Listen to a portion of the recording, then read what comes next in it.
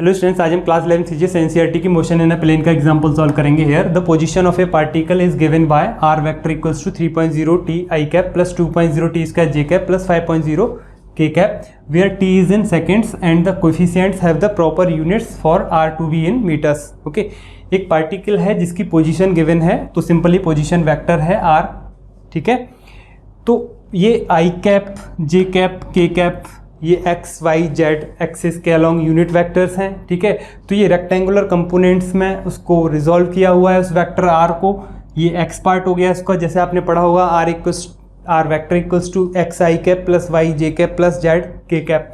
तो ये एक्स वाला पार्ट हो गया, ये वाई वाला हो गया, ये जेड वाला हो गया, और आई जे के ये यूनिट वेक्टर्स होते हैं। जानते हैं आप इसको रेक्टेंगुलर कंपोनेंट्स में, बात करेंगे थोड़ी सी अभी इसकी भी। ठीक है, और फिर कहते हैं कि the coefficients have the proper units. ठीक है, उससे पहले कह रहे हैं टाइम सेकंड में है, ये टाइम जो है वो सेकंड में गिवन है यहाँ पर, और बाकी की जो कोफिशिएंट है टाइम के अलावा, टी के अलावा जो कोफिशिएंट्स हैं, जैसे टाइम को इन्होंने सेकंड में दिया है। ओके, तो बचता कौन है 3.0। तो ये जो कोफिशिएंट है ये कुछ इस तरह से होने चाहिए कि आर जो है वो मीटर में रहे, आर को मीटर में रहना है। ठीक है, तो ये कंप्लीट टर्म मीटर में होनी चाहिए, ये कंप्लीट टर्म मीटर में होनी चाहिए, और ये कंप्लीट टर्म मीटर में होनी चाहिए। बिकॉज फिजिक्स में हम सेम क्वांटिटी को ही ऐड या माइनस कर सकते हैं, डायमेंशनली सेम होनी चाहिए क्वांटिटी। ठीक है, तो सभी मीटर होंगे तभी ये आर मीटर में हो पाएगा, सारी टर्म्स मीटर में होने ज़रूरी हैं। बट यहाँ टाइम किस में है, सेकंड में है, तो इस हिसाब से कंप्लीट टर्म सेकंड में होनी चाहिए थी। नहीं, ये साथ में जो कह रहे हैं कि कोफिशिएंट्स हैं उनकी भी प्रॉपर यूनिट्स हैं for r to be in metres, जिससे कि आर मीटर में रहे, तो 3.0 किस में होना चाहिए, मीटर पर सेकंड में, जिससे कि सेकंड से सेकंड कैंसिल होगा और ये कंप्लीट टर्म मीटर में बन जाएगी। वैसे ही यहाँ 2.0 टी स्क्वायर है, तो टी स्क्वायर हो गया सेकेंड स्क्वायर। ओके, तो 2.0 किस में होना चाहिए, वो होना चाहिए मीटर पर सेकंड स्क्वायर में, जिससे सेकंड स्क्वायर से सेकंड स्क्वायर कैंसिल होगा, बचेगा कौन 2.0 कंप्लीट टर्म मीटर में। ठीक है, वैसे ही यहाँ पर तो टाइम है नहीं, तो ये कंप्लीट 5.0 होगा, ये मीटर में ही होगा। ओके, तो कुछ इस तरह से ये पोजीशन वेक्टर गिवन है और ये रिजॉल्व है रेक्टेंगुलर कंपोनेंट्स में। इसकी थोड़ी सी बात करेंगे अभी। ठीक है, फिर कहते हैं फाइंड वी टी। ठीक है, बुक में आपको ये केवल वी टी नज़र आएगा, लेकिन यहाँ वेक्टर साइन लगेगा, बिकॉज वहाँ डार्क लेटर में उन्होंने यूज किया है इसको। ठीक है, बोल्ड में, तो बोल्ड लेटर में एनसीईआरटी फिजिक्स जो भी यूज करती है वो वेक्टर क्वांटिटी होती है। वैसे ही एटी को भी वहाँ बोल्ड लेटर में ही यूज किया गया है, लेकिन वहाँ वेक्टर साइन नहीं है, तो हमने यहाँ वेक्टर साइन लगाया है। तो जो एटी है ये भी हमको यहाँ पर वेक्टर फॉर्म में ही बताना है, तो वीटी एंड एटी दोनों ही वेक्टर फॉर्म में हमको बताने हैं। तो सिंपल वीटी क्या है, ये velocity at any time T, और ये है acceleration at any time T. तो at any time T means किसी पर्टिकुलर टाइम पर हमको बतानी है वेलोसिटी और एक्सीलरेशन। ठीक है, तो ये क्या हो गया, इंस्टेंटेनियस वेलोसिटी हो गई और ये इंस्टेंटेनियस एक्सीलरेशन हो गया। ओके, उस पार्टिकल का। Find the magnitude and direction of VT. फिर से ये बोल्ड लेटर में दिखेगा, लेकिन ये वेक्टर है। हमको वीटी का डायरेक्शन भी बताना है और मैग्नीट्यूड भी बताना है, तब जब टाइम कितना है, t equals to 1.0 seconds. Okay, देखिए सबसे पहले हम यहाँ थोड़ी सी ये बात कर लेते हैं। आपने अगर रेक्टेंगुलर कंपोनेंट के बारे में स्टडी नहीं किया होगा तो थोड़ा सा मैं आपको बता देता हूँ इसके बारे में। देखिए, रेक्टेंगुलर कंपोनेंट्स कहें तो एक कोई भी क्यूबॉइड मान लीजिए आप। ठीक है, तो उस क्यूबॉइड में आप बता सकते हैं, जो क्यूबॉइड की जो डायमेंशंस होती हैं उनको आप एक्स वाई जेड लेके 3 डायमेंशनल को, क्योंकि 3 डायमेंशनल होता है वो रेक्टेंगुलर कंपोनेंट्स कह सकते हैं आप उसको। ठीक है, तो यहाँ ये सपोज एक्स वाई और जेड, तो इसमें कहीं पर यहाँ शो करेंगे आप, तो वो आपको एक्स वाई प्लेन में ही कोई भी पॉइंट बता पाएंगे आप। ठीक है, लेकिन आपको वो दिखाना किस में है, 3 डायमेंशनल दिखाना है। तो यहाँ से आप उस किसी पार्टिकल को कुछ इस तरीके से, लाइक यहाँ से ऐसे करके, तो यहाँ आपको जो स्पेस में दिख रहा है ना, इस बोर्ड से अलग हटके थोड़ा सा स्पेस। ठीक है, यहाँ कोई पॉइंट है, suppose here is any point, तो इस पॉइंट की जो पोजीशन बता रहे हैं, this is r vector, this is r vector. किस तरीके से बताएं, मान लीजिए आप इसको डिवाइड कर लीजिए रेक्टेंगुलर कंपोनेंट्स में, like this, like this. Okay, ये हमने रेक्टेंगुलर कंपोनेंट में कुछ इस तरीके से डिवाइड कर लिया।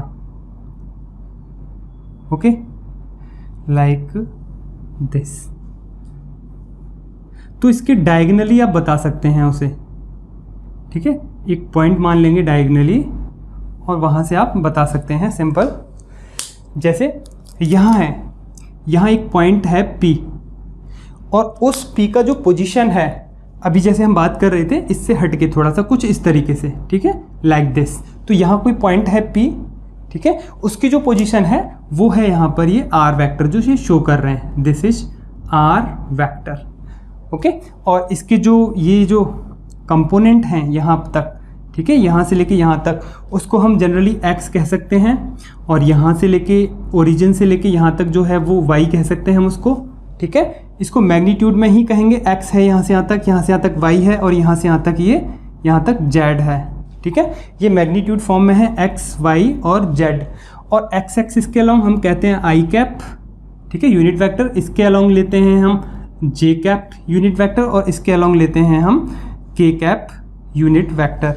ओके, आई जे के, और ये प्रोजेक्शन कुछ r का जो है प्रोजेक्शन इस एक्सिस पर x, यहाँ y और यहाँ z, ठीक है।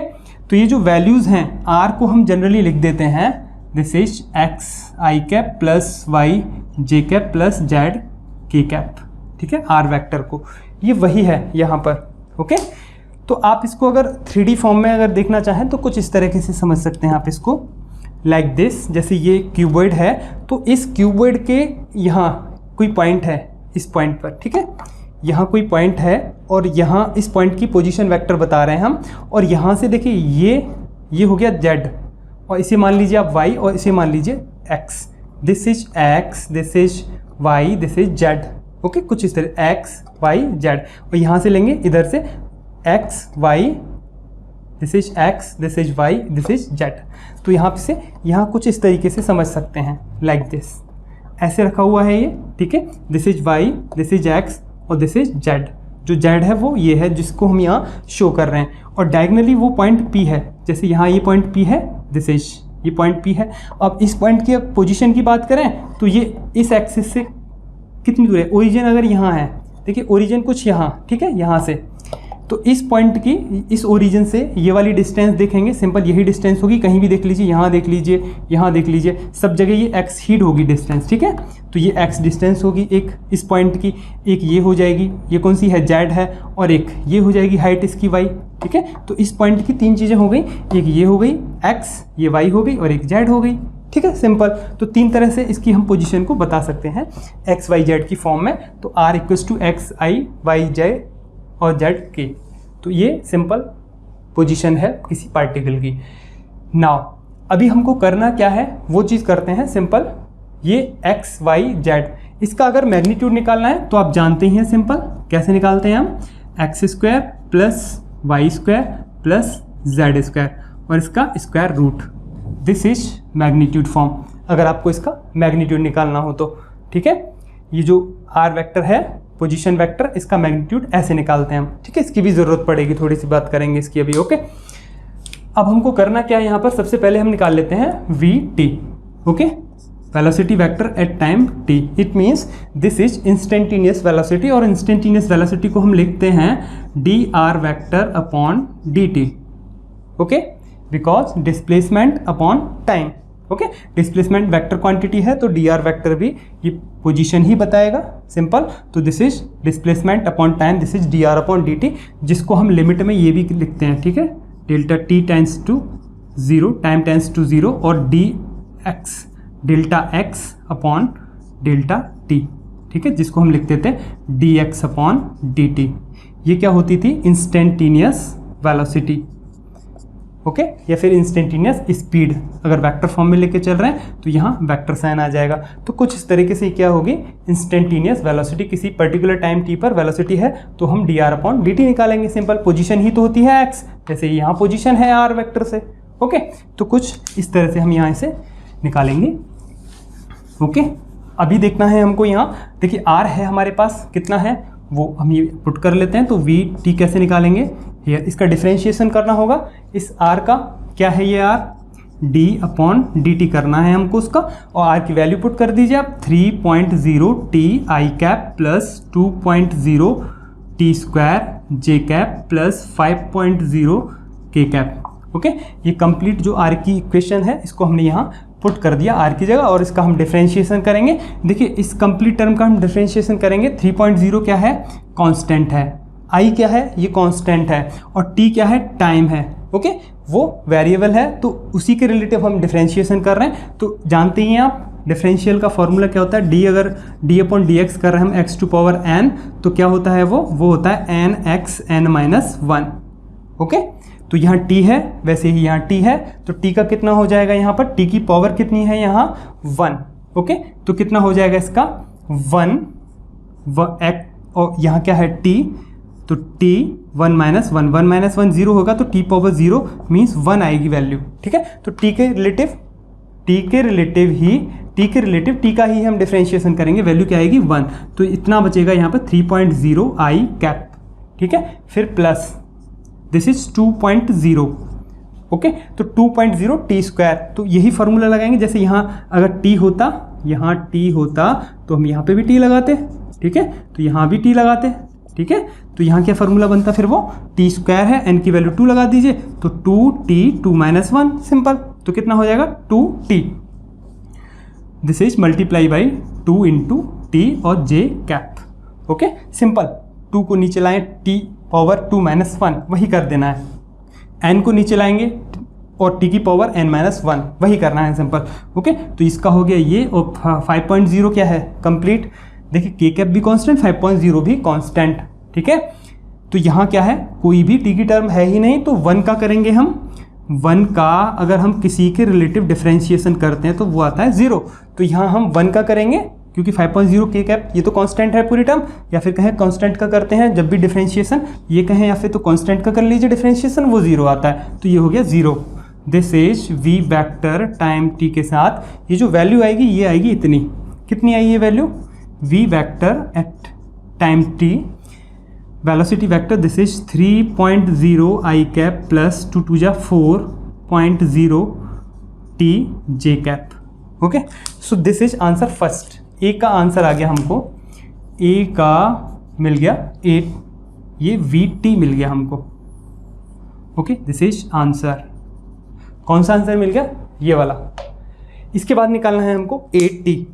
ओके, AT कैसे निकालेंगे, AT वही ए वेक्टर एट टाइम t, जैसे हमने इंस्टेंटेनियस वेलोसिटी निकाली वैसे ही इंस्टेंटेनियस एक्सीलरेशन है। एक्सीलरेशन क्या होता है, change in velocity upon time, ये होता है, लेकिन dv अपॉन dt कर देंगे इंस्टेंटेनियस निकालना है तो। अभी जैसे इंस्टेंटेनियस इसका बताया था वैसे ही इसका होगा, t टेंस टू 0 और dv upon delta v upon delta t, उसी को हम कहते हैं dv अपॉन dt, और ये v क्या है, वेक्टर फॉर्म में है, सिंपल, जैसे v वेक्टर फॉर्म में चल रहा है, क्योंकि हमको वेक्टर फॉर्म में निकालना है तो dv अपॉन dt करेंगे इसका, तो dv अपॉन dt करना है तो v हम ऑलरेडी निकाल ही चुके हैं। ठीक है, तो ये सिंपल ये कह सकते हैं यहाँ हम v जो कर रहे हैं किसका कर रहे हैं, vt का कर रहे हैं। डिफरेंशिएशन किसका करेंगे हम, vt का with respect to time t, क्योंकि इंस्टेंटेनियस एक्सीलरेशन निकालना है तो इंस्टेंटेनियस वेलोसिटी का ही हम डिफरेंशिएशन करेंगे with respect to time.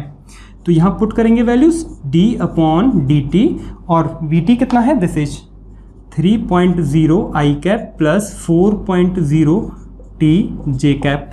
Okay, यहाँ से फिर से कर लीजिए इसका डिफरेंशिएशन।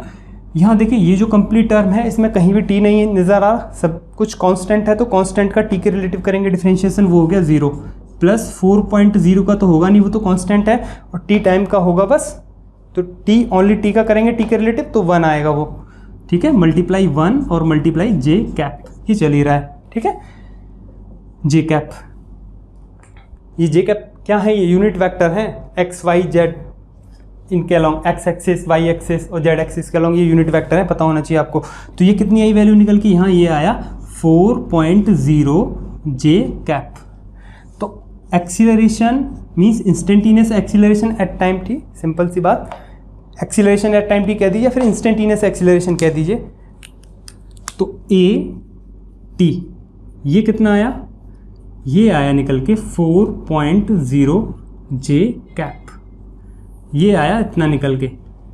ओके, आप इसको वैसे भी बता सकते हैं, ये 4.0 यहाँ पर जो है ये इसका मैग्नीट्यूड है एक्सीलरेशन का, कह सकते हैं आप 4.0, ये एक्सीलरेशन को किस में लिखते हैं, मीटर पर सेकंड स्क्वायर में।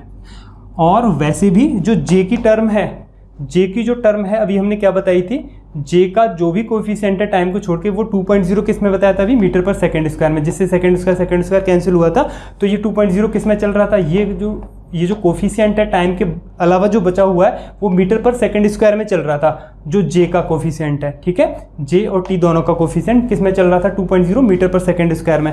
तो यहाँ भी ये जे का ही तो कोफिशिएंट है 4.0, जो कि 2.0 इसी से निकल के आया है, ठीक है, 2.0 ये तो आगे बढ़ रहा है, तो ये किस में आएगा निकल के 4.0 मीटर पर सेकंड स्क्वायर में। तो जे का जो कोफिशिएंट है 4.0 किस में है, मीटर पर सेकंड स्क्वायर में। और जे कैप किस डायरेक्शन में है, एक्सीलरेशन, ये बता रहा है, ये इक्वेशन क्या बता रही है, एक्सीलरेशन किस डायरेक्शन में है, जे कैप की डायरेक्शन में, और जे कैप किस डायरेक्शन में, वाई डायरेक्शन में। तो हम लिख सकते हैं कि ये जो एक्सीलरेशन है किधर है, अलोंग वाई डायरेक्शन, ठीक है। तो ये रेक्टेंगुलर कंपोनेंट में एक्सिस वाई के अलोंग है, एक्सीलरेशन जो अप्लाइड है, जो एक्सीलरेशन अप्लाइड है किस डायरेक्शन में है, अलोंग वाई एक्सिस, या फिर वाई एक्सिस लिख दीजिए यहाँ, along y axis, simple, positive y axis. तो ये हो गया आंसर ए, वीटी भी निकल गया दिस इज, और एक ये निकल गया this is answer, okay. Answer आ गए ए के 2। अब हमको क्या करना है, अब हमको निकालना है मैग्नीट्यूड और डायरेक्शन वीटी का at time t equals to 1.0, okay. यहाँ तक समझ आ गया होगा आपके, इसे यहाँ से रिमूव कर लेते हैं नाउ। फिर इसके बाद हमको करना है डायरेक्शन भी निकालनी है उसकी, वीटी की, means instantaneous velocity at time t, okay, instantaneous velocity at time t। चलिए, magnitude and direction of VT.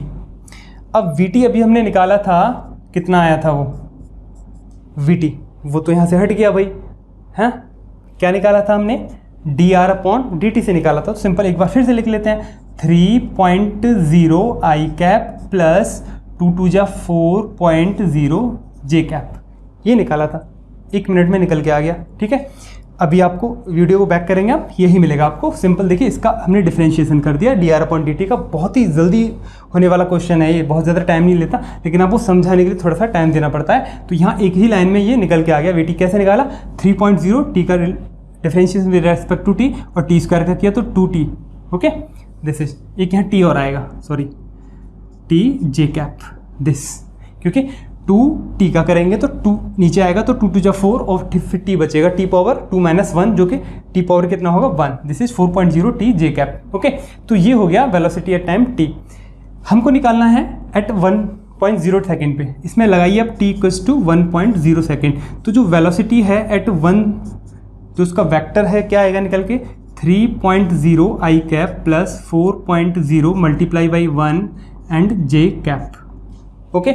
T की जगह 1 पुट कर दीजिए इस इक्वेशन में कंप्लीट में, तो क्या आता है निकल के 3.0 I cap plus 4.0 J cap.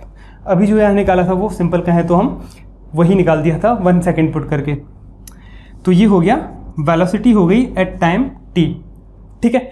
तो वो ये कह रहे हैं कि इसका मैग्नीट्यूड निकालना है, इसका मैग्नीट्यूड निकालना है हमको, ये नहीं चाहिए उनको चाहिए इस वीटी का मैग्नीट्यूड जब टाइम 1.0 सेकेंड है, जब टाइम 1.0 सेकेंड है उस टाइम ये तो आ गया, इसमें क्या है, मैग्नीट्यूड भी है इसमें और इसमें डायरेक्शन भी है, ठीक है। इसका हमको क्या चाहिए, मैग्नीट्यूड चाहिए और डायरेक्शन चाहिए, ओके।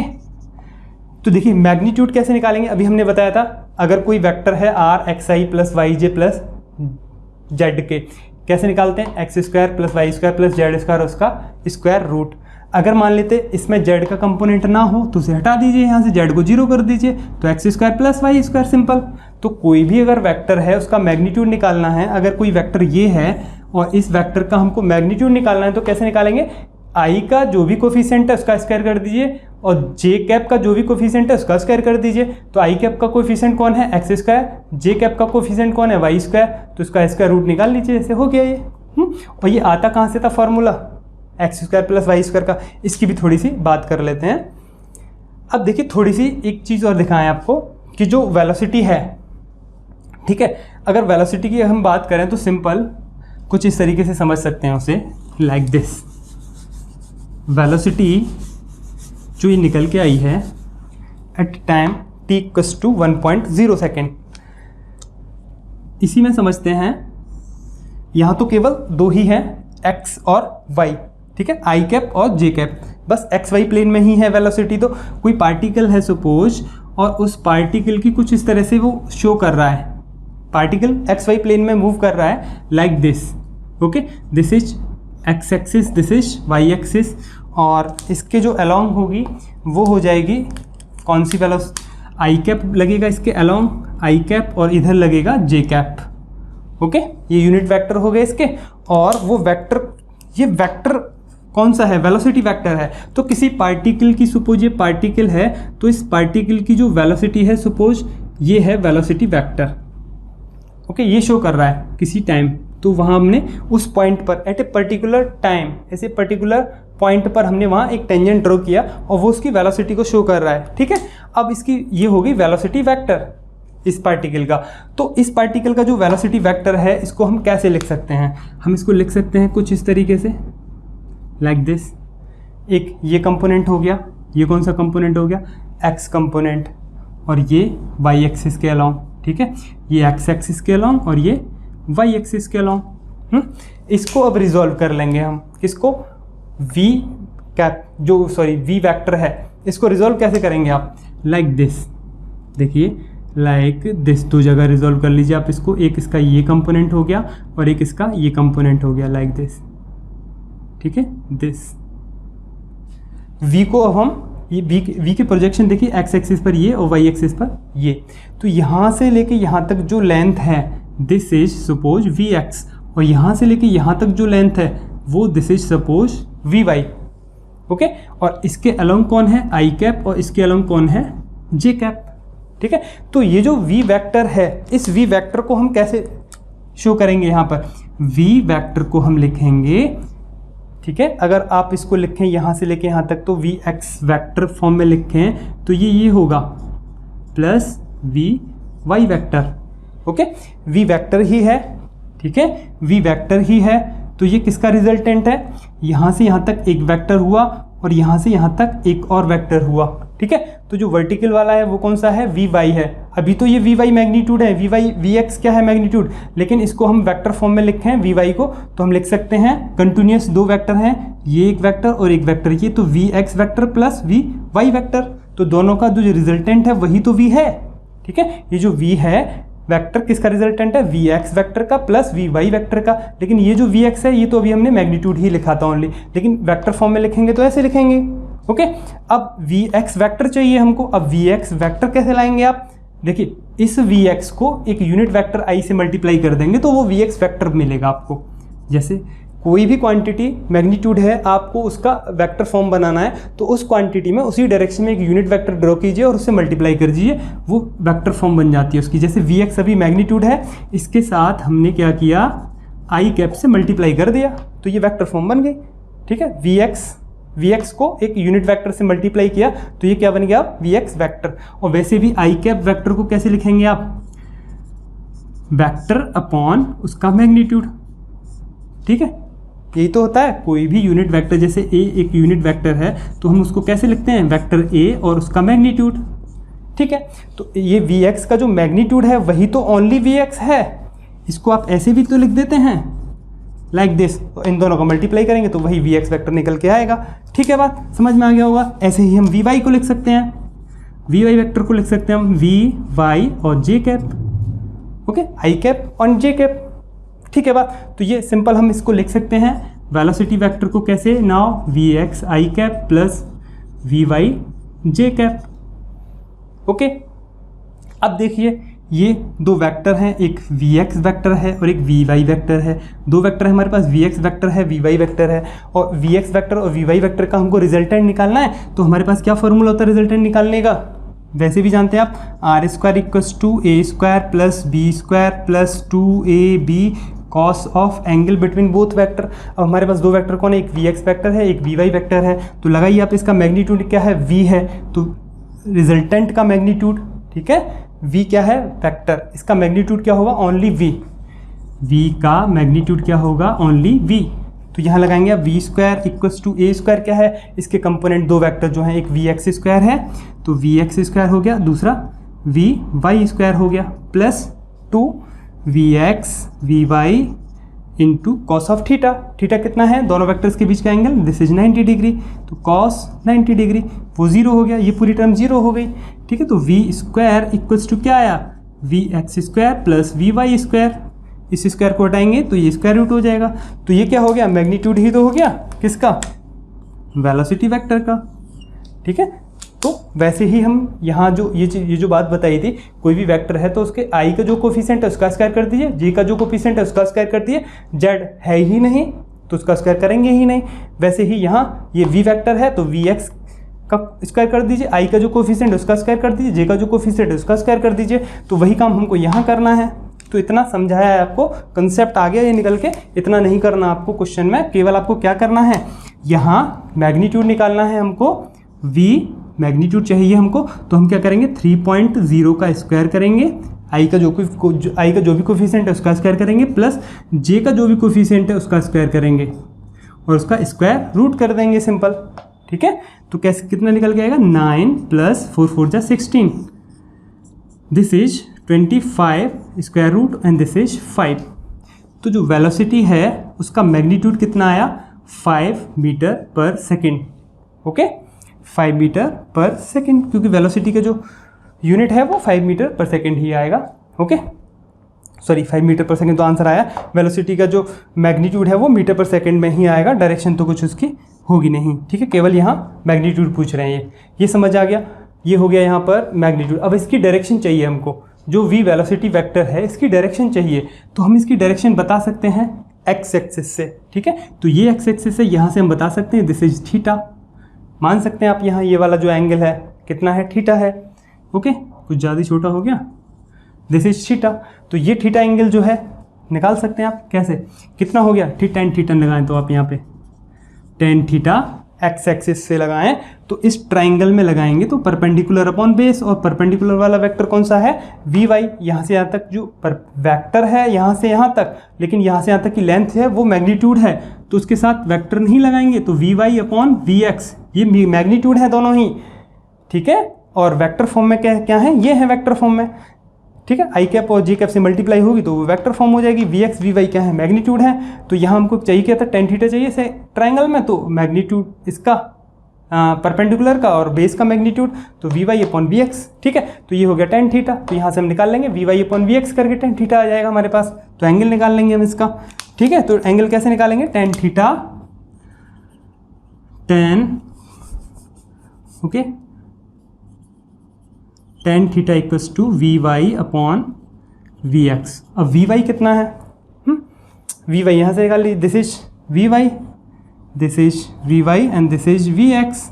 यही तो है, अभी बताया था v vector equals to this. तो वी वाई कितना है, दिस इज 4, और वी एक्स कितना है, दिस इज 3।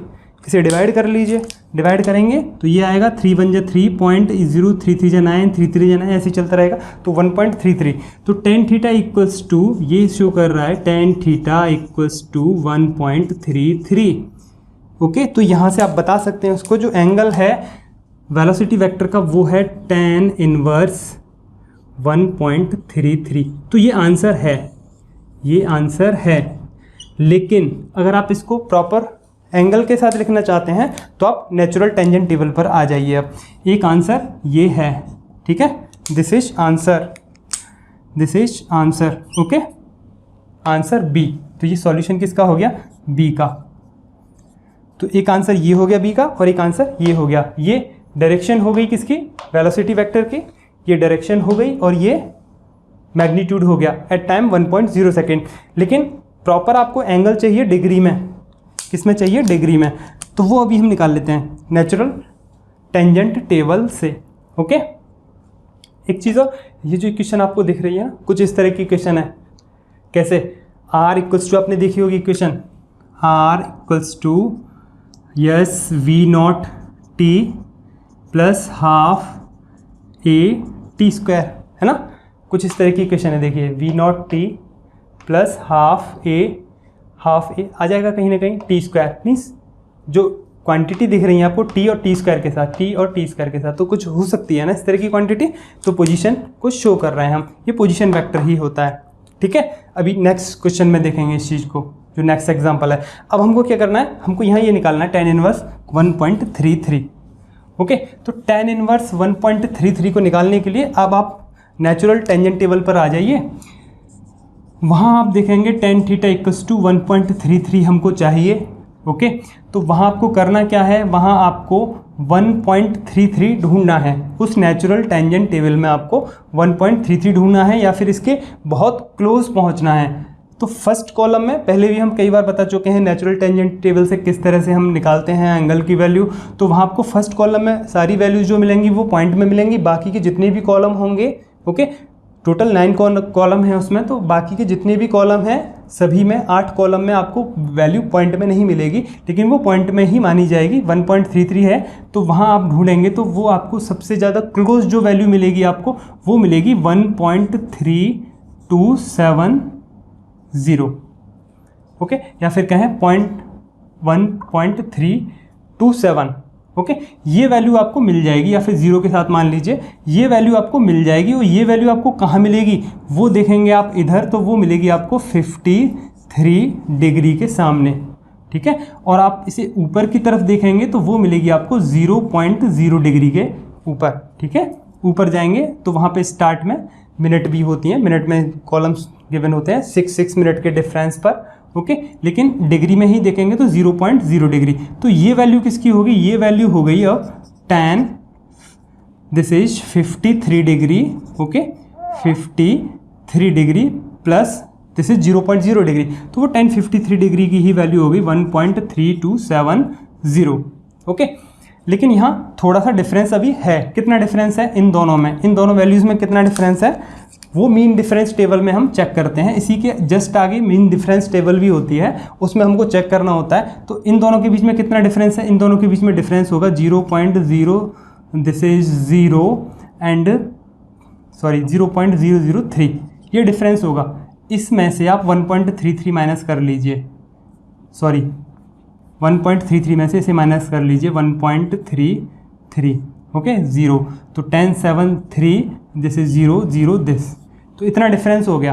ठीक है, जो एक्चुअल में हमको चाहिए थी, लेकिन हमको जो मिली क्या उसमें और इसमें कितना डिफरेंस होगा 0.0 इतना 3 का। तो 3 का मीन डिफरेंस देखेंगे हम इसके सामने, वो हमको वहाँ मिलेगा नहीं, तो आप उसे स्किप कर सकते हैं। तो हम कह सकते हैं ये जो कंप्लीट वैल्यू है, दिस इज, ये जो कंप्लीट वैल्यू है हम कह सकते हैं कि ये इसी की वैल्यू है।